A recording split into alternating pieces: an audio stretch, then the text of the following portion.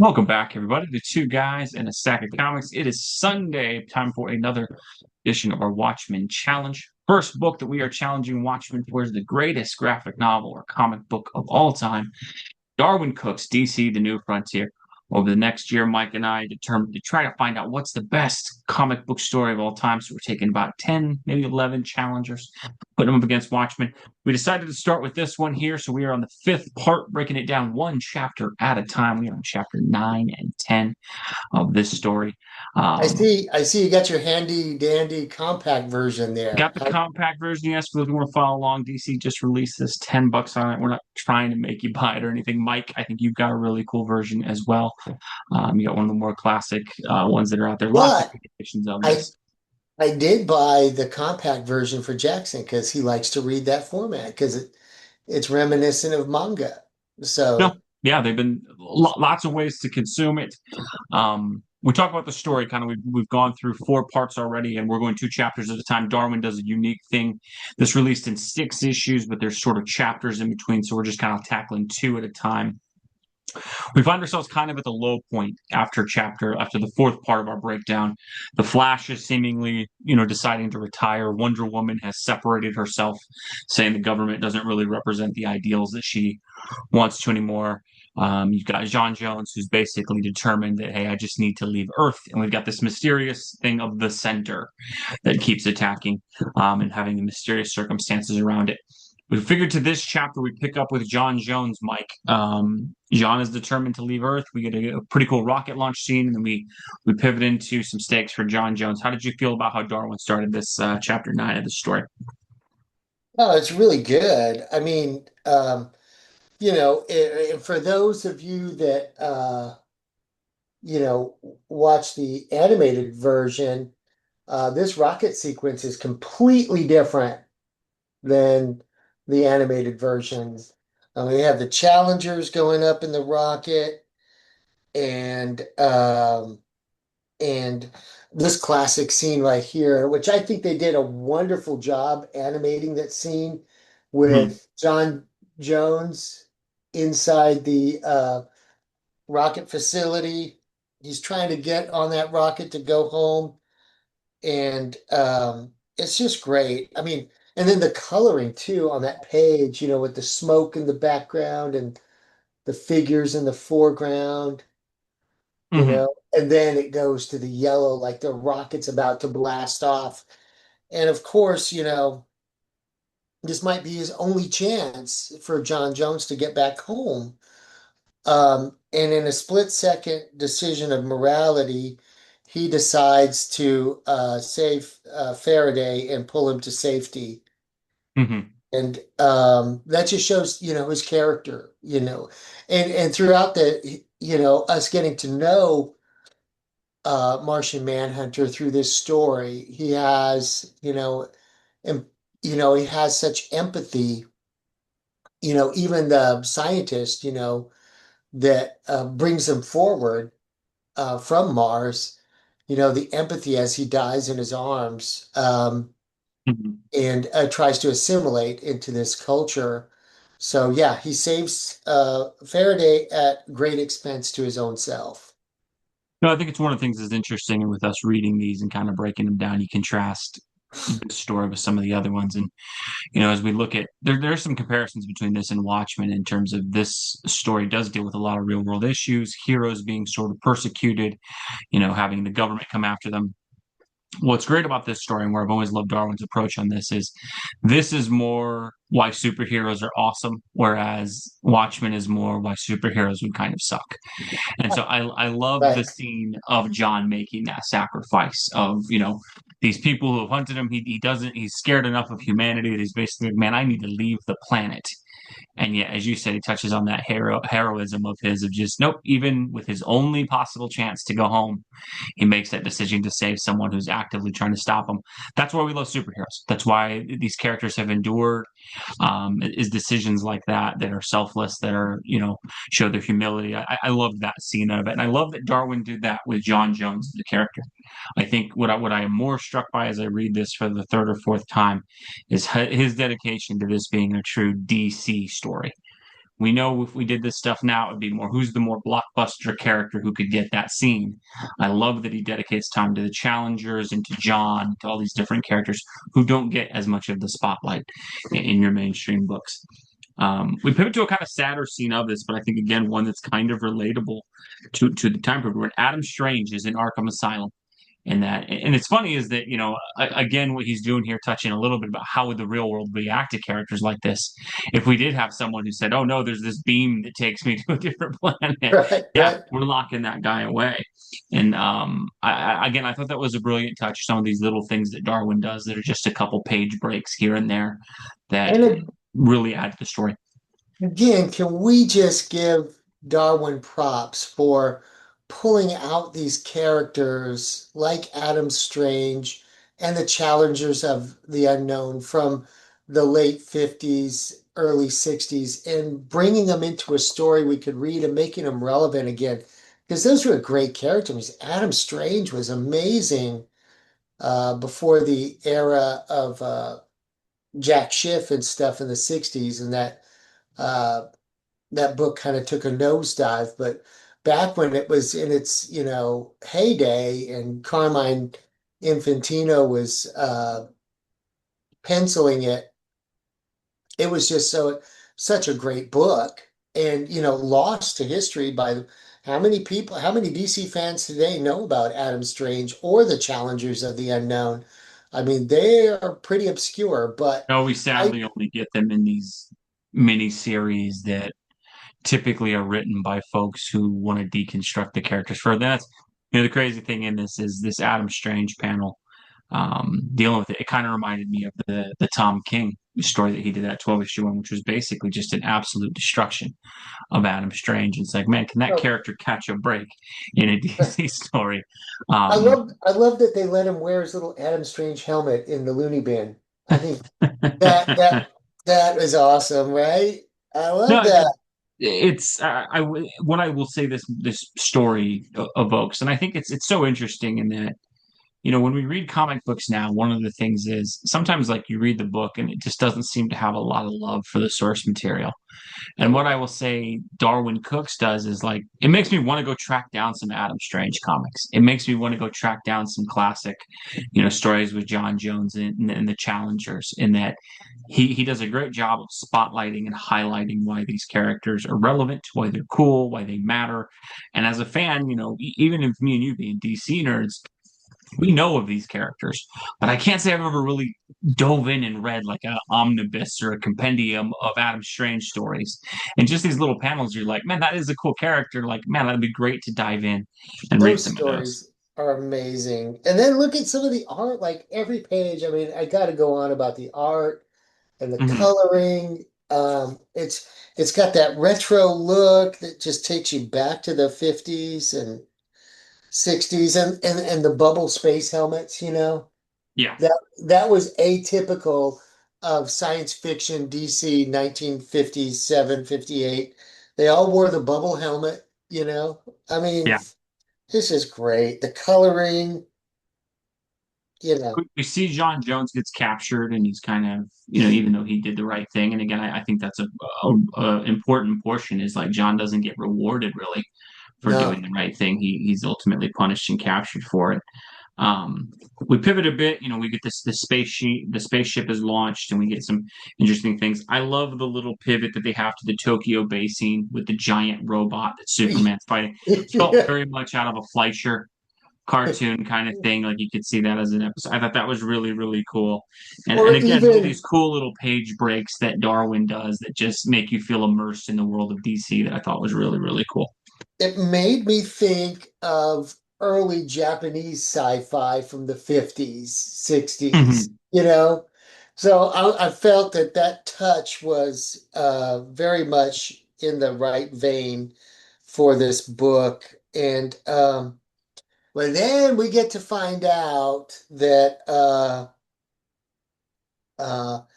Faraday pulled a fast one. He was going to go up to Mars and destroy Mars, Mhm. and he had a triple threat on board that rocket. One was nerve gas, there was a hydrogen bomb, and what was the other one? I don't remember the third one he had in there, but yeah, I mean, it's definitely a trap that It he's. was a it was a triple threat, and of course everything goes wrong, and now it's going to fall back onto Earth. And so there's a huge, everything's at stake. No, we get a And giant explosion. We get this giant robot fights delayed Superman. You get the ultimate sort of sacrifice from the of challengers. of challengers, and I think one of the things I give Darwin so much credit for with this book is, again, it is a little reminiscent of Watchmen in that none of the pages that you invest in are really lost. Every one of these characters that he's building is building to something to add stakes. And I think that's something about where Darwin's a master of this format of storytelling. And I think this is something we've lost in comics now when we get these little interludes, these little quick pages, we get these 3 or 4 page things. A lot of times now, when I read them on modern stories, I'm like, what the heck was the point of that? And really, it ends up there was no point. It was they needed 20 pages that month, and this was a way to use 2 pages. And what the greats like Darwin do is everything is paying off. All of these Every panels single that we've panel, invested in are building to these sort of moments, and it's great to see. every single panel is just amazing. Even the three panels in the center of that page over there on the left. I mean, just great coloring, great art, great story. And like you said, it's completely opposite. What a book to put up against Watchmen, because this book is the exact It's a celebration opposite, of what Watchmen seemed to be a breaking destruction down or of. deconstruction. Yeah, I loved the panel we get to as we have, the 2 astronauts aboard who are going to die, and he gets that panel of the life he pictured. And so the way it contrasts on the page, where you get kind of the 3 panels where he's picturing the wedding and, a yeah, vacation and then being old together, and then you get, ultimately that yeah, sacrifice. And I think again, where I'll give a ton of credit, that part at the end where he's like, but I can live with all of it because I'll be with you, Karen. And I think it's it evokes such human emotion when you read stuff like that. And this is where, Darwyn Cooke to me never gets enough credit for his storytelling ability. And that one of the things is we have conflated in comic books dark, depressing, and gritty for mature, which means it's like higher form of storytelling. And what Darwin does is there's just as much human emotion in these brightly colored panels that show these characters being heroic, that give us suitably cool moments. But then you get something like that, and I'm sorry if you've ever been in love with anybody. Like me and you are both married guys who both have our wives. That scene, even though you've just known these couple pages for this couple for a few pages, where he's sitting there going, "No, it's okay because I'm with you." That evokes something as a reader where you connect, and it's like you could easily see yourself in that situation and going, you know what? Yeah, if I was with my wife at the end, that'd be okay. And I think it's such a brilliant storytelling touch. And I don't think he ever gets the credit he deserves for his ability to do classic superhero stuff, but touch with the same emotion and resonance as those dark stories that we seem to give credit for because they're, trying to say something about superheroes. He's celebrating them and at the same time hitting on that. And that really hit me as I was reading this chapter. Man, just what a great job he does in getting that. And then immediately, you get this awesome panel of Superman saving him from, and it's like that's the cool thing Darwin can do is he shifts gears so quickly from evoking emotion into the classic pinup of Superman saving people. It's really really great. that's an awesome splash page. And then, we get the repercussions in the somber moment at the cemetery, the two heroes that really died saving the planet. Yep. But as we find out, that explosion had other consequences, Yep. and those other consequences would lead to something else falling to Earth, and No, that was Alvin Sewer. we largely pivot to the remainder of this 2 sections of the story, which is Hal Jordan, and we largely see the death of Bob and Sewer, and we get to see the initial part of Hal Jordan Oh, becoming Green Lantern. but this cool little Easter egg Hmm. in this panel right here, I Hmm. don't know if you caught it. The Challenger It's Mountain. Challenger Mountain. I must say, Rocky, I was experiencing some kind of barracks, I suppose. But this is breathtaking. Thank you, Lois. The entire place was designed by this reclusive genius named Kurtzberg. Yeah. Mad as a Hatter. And if you know your Jack Kirby history, Hmm. That was Jack Kirby's real last name was Kurtzberg. So yeah, the whole thing was designed by this, and of Kirby. course Kirby designed the Challengers Yeah, before no, really the cool shout out to F-14. Kirby. And that's again one of the things you and I talk about with this and why we are such huge fans of this. And I would encourage people who read this years ago, where maybe you had a perspective on it. I think in the modern age of comic books that we have, where we have this weird tendency now of creatives in the modern day saying, I'm honoring the previous work of other creators. And then you watch the story and you're like, that doesn't seem like you were doing that at all. Right? I think the MCU has done this a lot where they're talking about, we really wanted to honor Kirby. And then they'll take one of his favorite characters, completely redesign it, botch the costume, make them evil, or make a weird change. It's like, how did you think you were honoring Kirby there? And I Uh, think that's so cool with Darwyn that he put the challengers, a Kirby creation, front and center, gave him a classic thing, and then you even get in the text a cool reference for Kirby fans of like yeah, of him going. It's just really cool that we get to that, and I think it's just such a difference of when someone actually has some reverence for the past and the geniuses who created this medium, as opposed to just giving that lip service. the We entire place was designed. I just love the way he wrote that in there. Was designed by a reclusive genius named Kurtzberg. That's classic Darwin. All so right, we give it credit where the credit's death of due. Avensor and sort of the birth of Green Lantern kind of thing. And again, this is where even in this compact edition, you get panels like this of just the Green Lantern thing. And it's I think well, again where Darwin does such a good job. The color palette that's used in the comic, the illustration style that's used, it just evokes such heroic imagery from these DC characters. And I think that's one of the cool things. Again, you get a couple nice panels. I mean, there's a nice page break in here with this, but you get this flight scene for Green Lantern. Yeah, And it's so it's cool, just right? capturing the fun and the heroism of these original characters that really, Green Lantern holds this really special place along with Flash in terms of with the superhero genre really collapsing, those two being reinvented from DC really gave Rebirth Flash certainly more so than Green Lantern. But Green Lantern was kind of It was the the second second one. step that Yeah, really said, okay, this wasn't just a one off. This is a trend. And so, Darwin, I think if there is a main character in this story, it's probably Hal Jordan. You can tell he had a yes, lot of love for the character.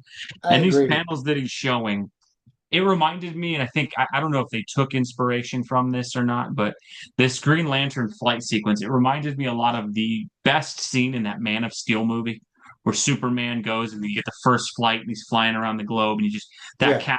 I don't know if Zack Snyder took from this for it, but it's such a cool scene and it's a reminder again of why Hal Jordan's a great character. I think some of these characters just get lost because they were in a bad movie or you get a bad run of comics, and then you get someone like Darwin who can put them in a different perspective, and it's like this is why these characters are legends. This is why they have fans decades and decades later. It's just a great series of pages seeing Hal get to experience being the Green Lantern and captures that escapism we love of comic books. and I also love that, he portrays his humble nature right up front. Mm-hmm. Because that was always a trope of Hal Jordan, that he was, humbled by the power that he was given. Mm-hmm. And always his feeling that he wasn't quite up to the task always was on his mind and made him a better hero. Mm-hmm. He always tried harder, I thought, because of that. No, and it's I think what Darwin, man, and I've probably said this a few times, but what he does so well in this, there's characters in this as a DC fan. I read a ton of Batman, Superman, and Flash, and Green Arrow, and those have been kind of the four that I've read. Aquaman too as well. You read some of these, it's like, man, I haven't read Green Lantern and what Jeremy Adams, I'm reading his right now, but there's so much Green Lantern I haven't read. there's so much Martian Manhunter I haven't read. There's so many, and you read a guy like this, and Darwyn is able to shine a light on these characters in the DC universe in a way that he isn't, as a fan who knows these probably more so than like the average normie viewer. It's like, dang man, I really want to go back and read some of those because it shows why these characters worked, and I'm just really appreciative as I read it. It's just such a fun read. And then you have this building thread of the center and all that, and we know we're going towards the epic conclusion. But I think for folks who maybe the only exposure to this you have is the movie, or if you read this, and I'll say this is a critique I have of myself even. I remember reading this the first time, I want to say 10 years ago, maybe. And I read it and I was like, not enough Batman, a little bit boring, but I loved the art. And I kind of just kept it on my shelf because I thought the art was so good. And then I read it a couple years ago. I enjoyed it more. And I will say this third, I think it's my third or fourth time through. I am enjoying this so much more this time because of what I, a celebration it is at DC. I'm the same way. I probably read this, maybe this is my fifth time, but I do enjoy it more. And for those of you that are watching and maybe not reading along because you've already read it, Hmm. um, I would challenge you to pick it up and read it again. It's an easy read, because Darwin is heavy on the panel work. His artwork is, Yep. astounding. And most of the pages are 3 panels a page. Yep. Most of them are like that, and they're not dialogue heavy because Darwin is the master of less is more. Yep.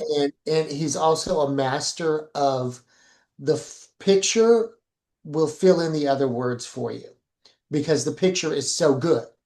Yeah. And not everybody has that balance. You pick up some older comics and they'll be real text heavy because it needed it, whereas Darwin doesn't. And of course, he's writing and drawing together, so that kind of genius is just it's in its own dimension.